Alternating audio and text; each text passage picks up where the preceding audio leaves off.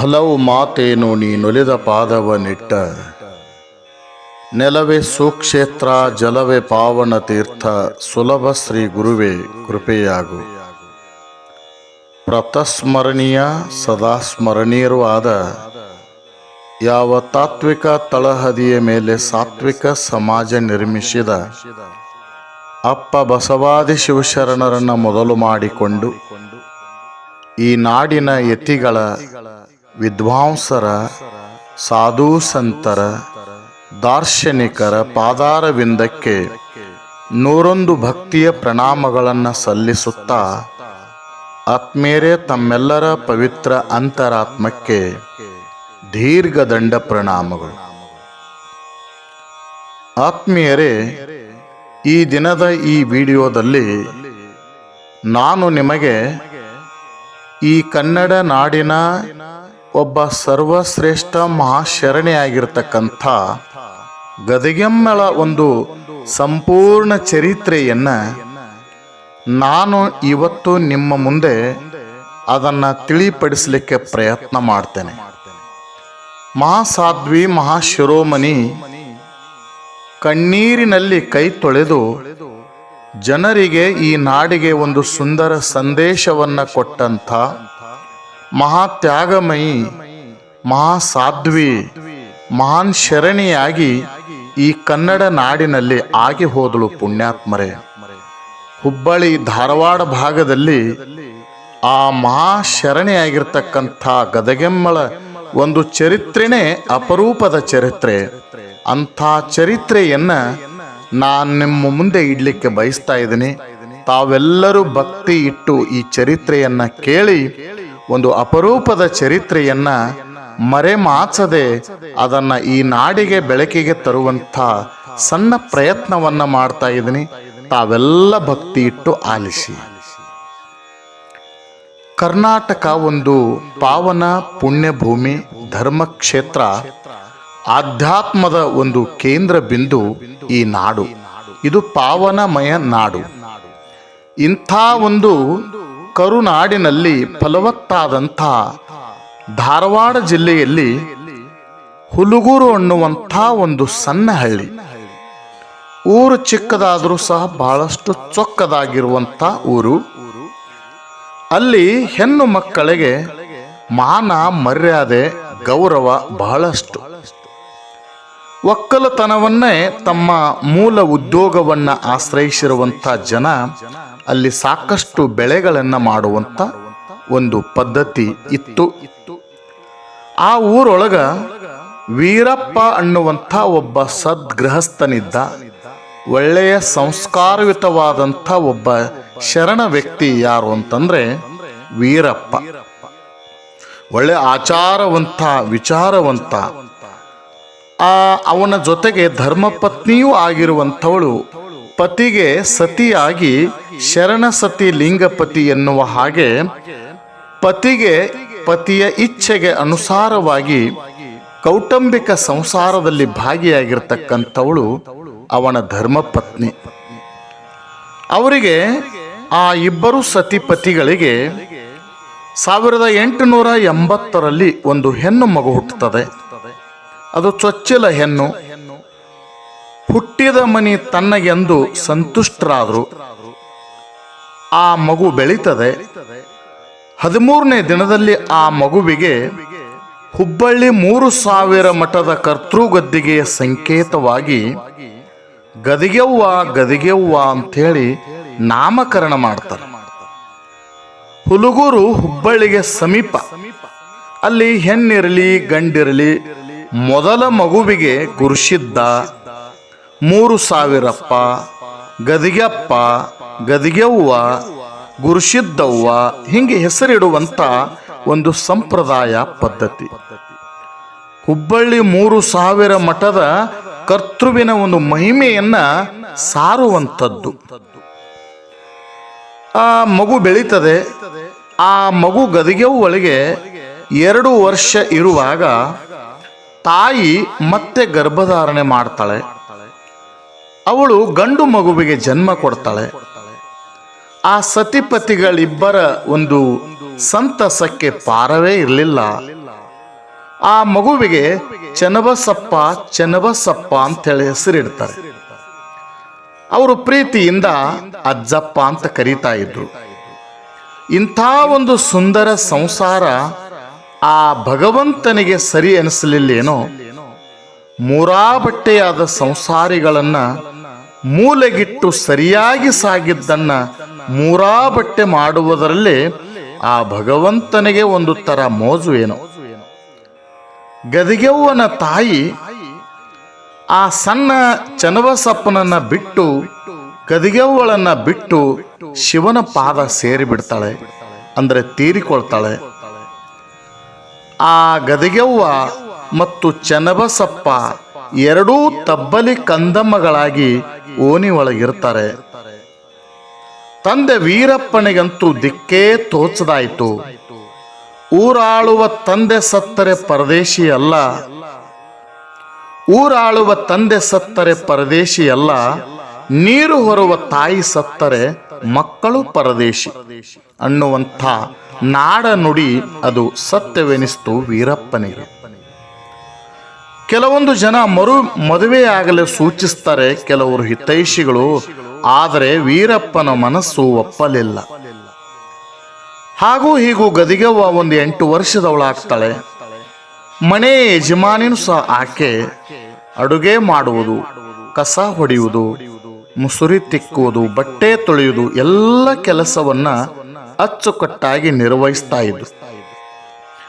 ಆ ಓಣಿಯಲ್ಲಿರುವಂತಹ ಉಳಿದ ತಾಯಂದಿರು ತಮ್ಮ ಮಕ್ಕಳಿಗೆ ಹೇಳ್ತಾ ಇದ್ರು, ಗದಿಗೆವ್ವಳನ್ನ ನೋಡಿ ಕಲಿರಿ, ಎಂಥ ಸಣ್ಣ ಸಣ್ಣ ಚಿಕ್ಕ ತಮ್ಮನನ್ನ ಸಂಭಾಳಿಸಿಕೊಂಡು ಮನೆಗೆಲಸ ಹೇಗೆ ಮಾಡ್ತಾಳೆ ಅಂತಿದ್ರು.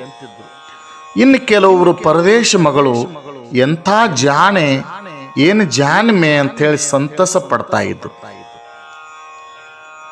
ಗದಿಗೆವ್ವ ಒಂದು 8-10 ವರ್ಷದವಳಿರುವಾಗ ಹುಬ್ಬಳ್ಳಿಯ ಉಮ್ದಿಯವರ ಮನೆತನ ಬಹಳ ಸುಸಂಸ್ಕೃತವಾದಂಥ ಮನೆತನ ಅದು. ಆ ಮನೆತನದ ಮಹಾಲಿಂಗಪ್ಪನಿಗೆ ಈ ಗದಿಗೆವ್ವಳನ್ನ ಕೊಟ್ಟು ಬಿಡಬೇಕು ಅಂತ ತೀರ್ಮಾನ ಮಾಡಿದ್ರು. ಆ ಪ್ರಕಾರ ನಿಶ್ಚಯ ಮಾಡಿ ಆ ಮಹಾಲಿಂಗಪ್ಪನಿಗೆ ಗದಿಗೆವ್ವಳನ್ನ ಕೊಟ್ಟು ಲಗ್ನ ಮಾಡ್ತಾರೆ. ಲಗ್ನ ಆದ ಕ್ಷಣದಲ್ಲಿಯೇ ತಂದೆಯಾಗಿರುವಂಥ ವೀರಪ್ಪ ತೀರಿಕೊಂಡು ಬಿಟ್ಟ. ಆ ಗಂಡನ ಮನೆಗೆ ಗದಿಗೆವ್ವಳನ್ನ ಕಳಿಸುವಂತ ಸಂದರ್ಭ, ಅಕ್ಕನ ಜೊತೆಗೆ ತಮ್ಮನನ್ನ ಕಳಿಸುವುದು ಸರಿಯಲ್ಲ ಅಂತ ತಿಳ್ಕೊಂಡು ಕೆಲವೊಂದು ಜನ ಸಂಬಂಧಿಗಳು ತಮ್ಮಲ್ಲೇ ಇಟ್ಟುಕೊಂಡ್ರು. ತಂದೆ ತಾಯಿಯನ್ನ ಕಳ್ಕೊಂಡಂಥ ಗದಿಗೆವ್ವ ಗಂಡನ ಮನೆಗೆ ಹೋಗ್ಲಿಕ್ಕೆ ತಯಾರಾಗ್ತಾಳೆ.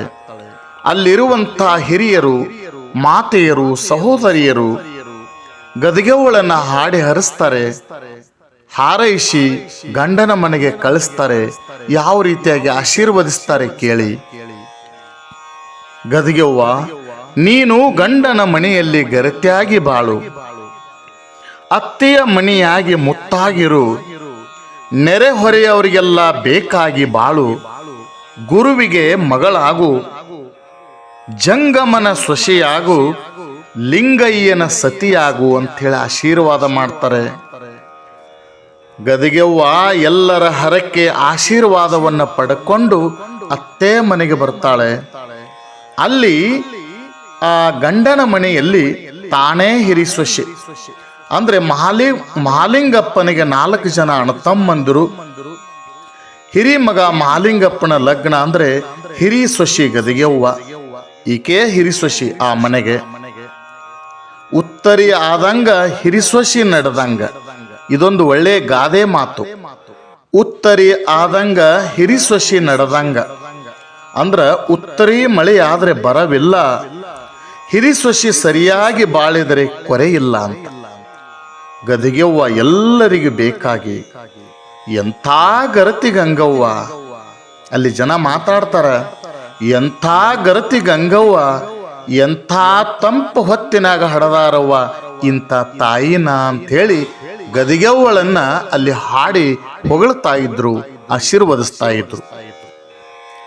ಗದಿಗೆವ್ವಳು ಸಹ ಮನೆಗೆಲಸವನ್ನೆಲ್ಲ ಬಹಳಷ್ಟು ಸಂತೋಷದಿಂದ ನಗುತ್ತಾ ಒಂದು ಮಂದಹಾಸದಿಂದ ಎಲ್ಲವನ್ನ ಸಂತೋಷಭರಿತಳಾಗಿ ಕೆಲಸವನ್ನ ಮಾಡ್ತಾ ಇದ್ದಳು. ಗದಿಗೆವ್ವ ಸೋಮವಾರಕ್ಕೊಮ್ಮೆ ಮನೆಗೆ ಜಂಗಮ ದಯಮಾಡಿಸುವುದನ್ನ, ಪಾದೋದಕ, ಪ್ರಸಾದ, ಜಂಗಮಣಿಗೆ ಜೋಳ, ಅಕ್ಕಿ, ದಾನ ಇದೆಲ್ಲವನ್ನ ನೀಡುತ್ತಾ ಒಂದು ಸಂತೋಷವನ್ನ ವ್ಯಕ್ತ ಮಾಡ್ತಾ ಇದ್ಳು. ಮನೆಯೊಳಗ ಎಮ್ಮೆ, ಎತ್ತ, ಒಕ್ಕಲತನ, ದನಕರುಗಳ ಸೇವೆಯನ್ನ ಅಷ್ಟೇ ಹಸನ್ಮುಖಳಾಗಿ ಕೆಲಸವನ್ನ ಮಾಡ್ತಾ ಇದ್ಳು. ಆಗಿನ ಕಾಲದಲ್ಲಿ ಸಾಕ್ಷಾತ್ ಪಾರ್ವತಿ ದೇವಿನ ಅತ್ತೆ ಮನಿ ಸೊಸೆಯಾದರೂ ಕಿರಿಕಿರಿ ತಪ್ಪಿದ್ದಲ್ಲ ನೋಡಿ. ಇನ್ನು ಶ್ರೀ ಸಾಮಾನ್ಯರ ಗತಿ ಅದು ಶಿವನೇ ಗತಿ.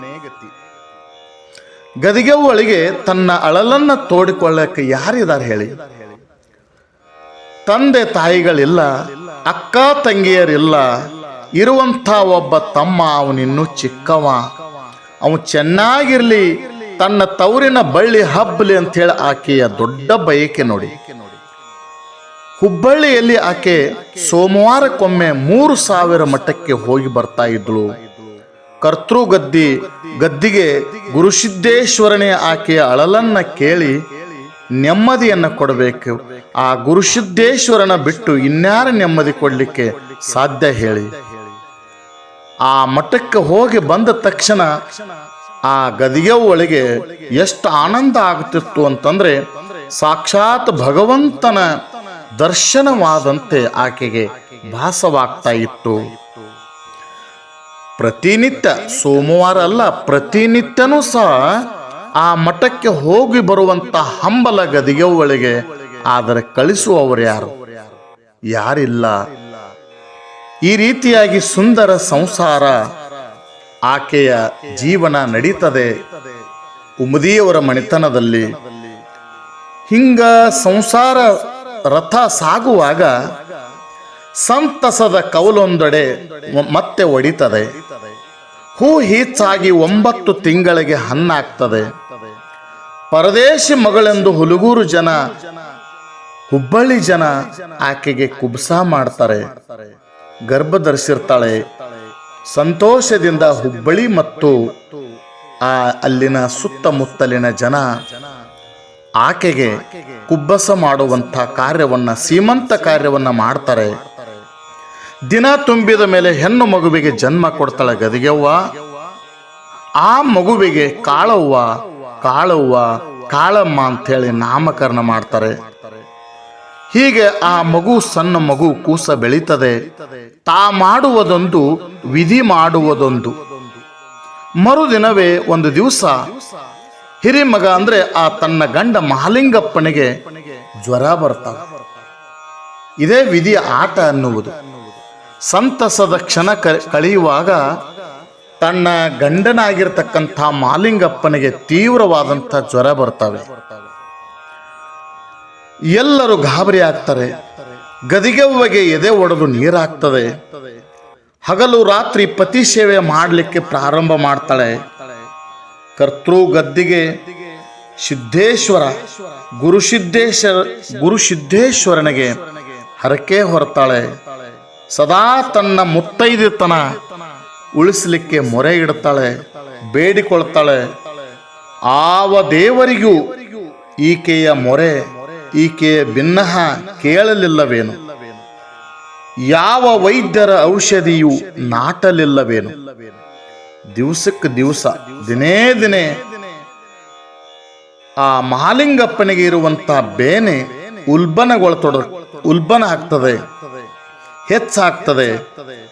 ಆಗಿನ ಕಾಲ ಪತಿಯ ಜೊತೆಗೆ ಮಾತನಾಡುವುದು ಮಹಾ ಅಪರಾಧ ಅನಿಸ್ತಿತ್ತೇನೋ.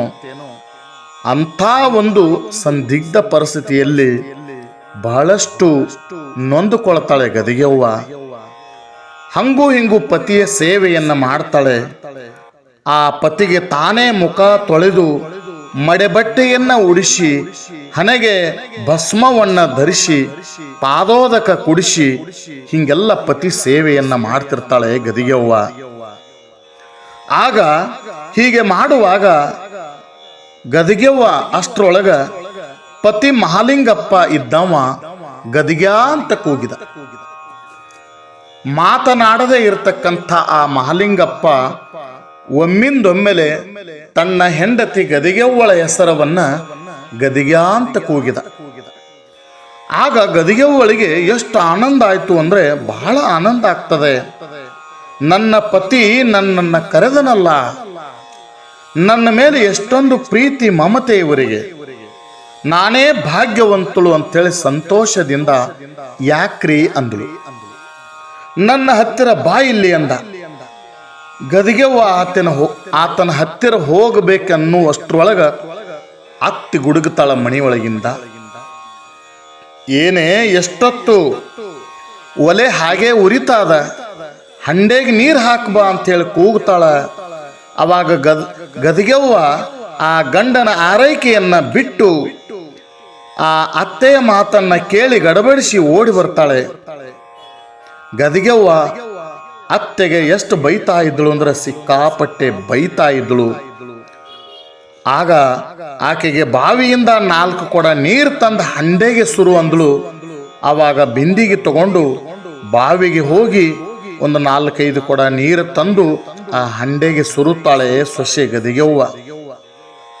ತಾನು ಇಷ್ಟು ಕೆಲಸ ಮಾಡ್ತಾ ಇದ್ರೂ ಸಹ ಚಿತ್ತ ಮಾತ್ರ ತನ್ನ ಪತಿ ಕಡೆಗೇನೆ ಇತ್ತು. ಆದ್ರೆ ಏನು ಅನ್ನುವಂಗಿಲ್ಲ, ಅನುಭವಿಸುವಂತಿಲ್ಲ. ಅತ್ತಿ ಯಾರದೋ ಮನೆಗೆ ಹೋದಳು. ಅದೇ ಹೊತ್ತನ್ನ ಸಾಧಿಸಿ ತನ್ನ ಪತಿ ಮಲಗಿರುವಂಥ ಆ ಹಾಸಿಗೆ ಹತ್ತರ ಗದಿಗೆವ್ವ ಓಡಿ ಹೋಗ್ತಾಳೆ. ಆ ಮಹಾಲಿಂಗಪ್ಪ ಸೊನಕಲಾಗಿ ಹಾಸಿಗೆ ಮೇಲೆ ಬಿದ್ದಿರ್ತಾನೆ, ಹಾಸಿಗೆ ಮೇಲೆ ಮಲಗಿರ್ತಾನೆ. ನಿದ್ದೆ ಹತ್ತಿರುವುದು ಏನೋ ಅಂಥೇಳಿ ಯೋಚಿಸ್ತಾಳೆ. ಕೊನೆಗೆ ಧೈರ್ಯ ಮಾಡಿ ಮಾತನಾಡ್ತಾಳೆ. ಆಗಲೇ ಯಾಕೆ ಕರೆದ್ರಿ ನನ್ನ ಅಂತ ಮೆಲ್ಲಗೆ ಮಾತಾಡ್ತಾಳೆ ತನ್ನ ಗಂಡನ ಜೊತೆ. ಪತಿದೇವ ಮೆಲ್ಲನೆ ಕಣ್ಣು ತೆರೆದು ಸತಿಯನ್ನ ಕಣ್ತುಂಬ ನೋಡಿದ, ಕಣ್ಣು ಬಿಡದೆ ನೋಡಿದ.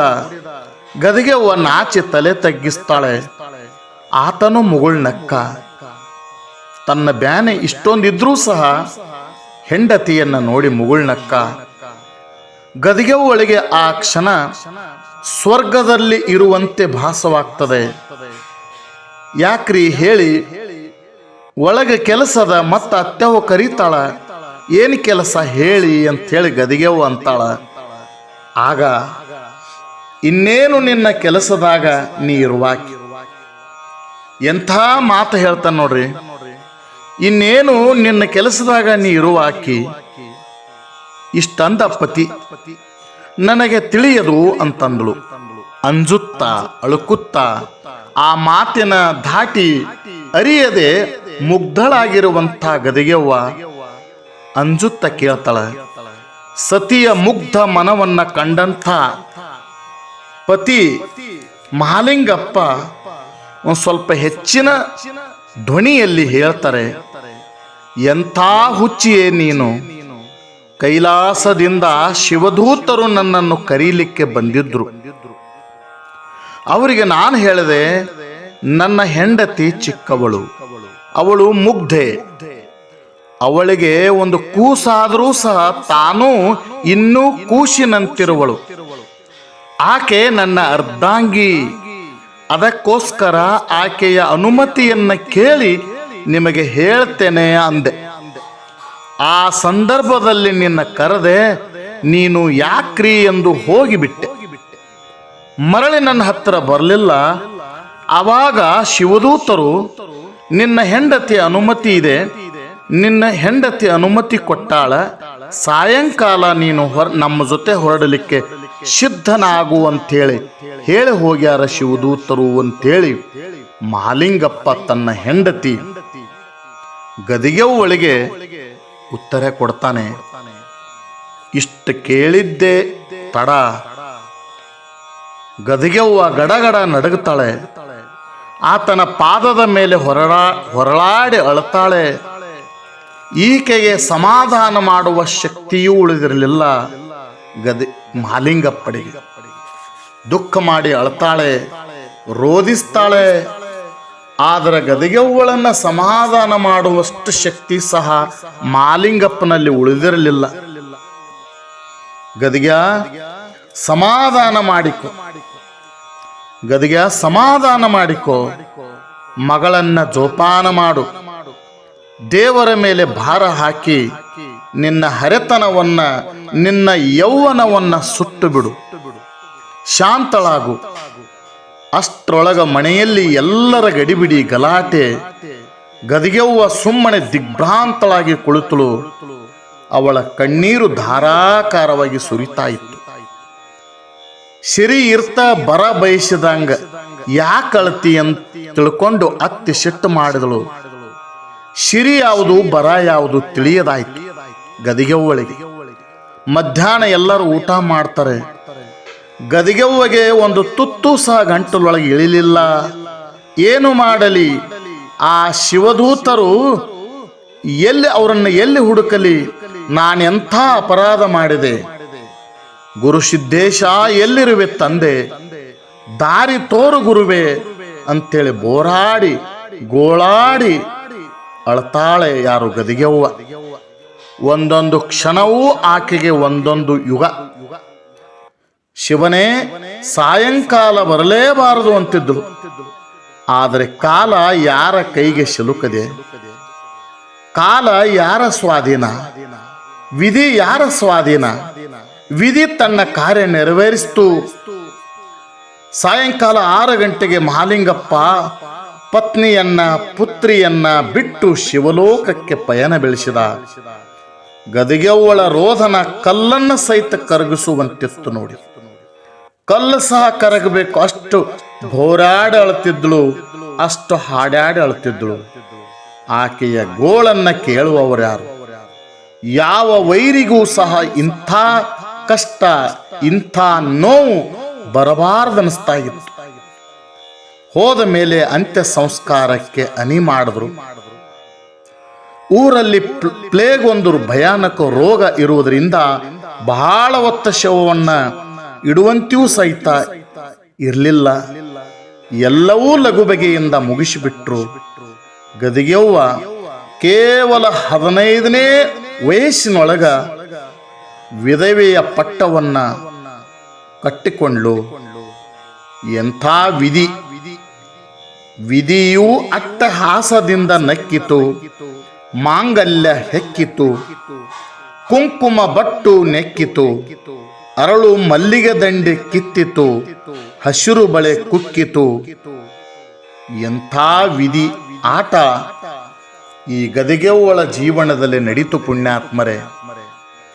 ಇನ್ನು ಮುಂದಿನ ಭಾಗ ಅಂತೂ ಬಹಳಷ್ಟು ರೋಚಕವಾಗಿರುವಂಥ ಕಥೆ, ರೋಚಕವಾದಂಥ ಸನ್ನಿವೇಶ ನಾವು ನೋಡೋದದ ಪುಣ್ಯಾತ್ಮರೇ. ಇವತ್ತಿನ ವಿಡಿಯೋದಲ್ಲಿ ಇಷ್ಟು ಸಾಕು ಅಂತ ಹೇಳಿ ಮುಂದಿನ ವಿಡಿಯೋದಲ್ಲಿ ಮತ್ತೆ ಹೆಚ್ಚಿನ ಮಾಹಿತಿಯನ್ನ, ಆ ಗದಿಗೆಮ್ಮಳ ಚರಿತ್ರೆಯನ್ನ ಪಡೆದುಕೊಳ್ಳೋಣ, ತಿಳಿದುಕೊಳ್ಳೋಣ, ಪಾವನರಾಗೋಣ ಅಂತ ಹೇಳ್ತಾ ತಮಗೆಲ್ಲರಿಗೂ ಶುಭವಾಗಲಿ ಅಂತೇಳಿ ಹಾರೈಸಿ ನನ್ನೆರಡು ಮಾತುಗಳಿಗೆ ವಿರಾಮ ನೀಡುತ್ತೇನೆ. ಓಂ ಶಾಂತಿ.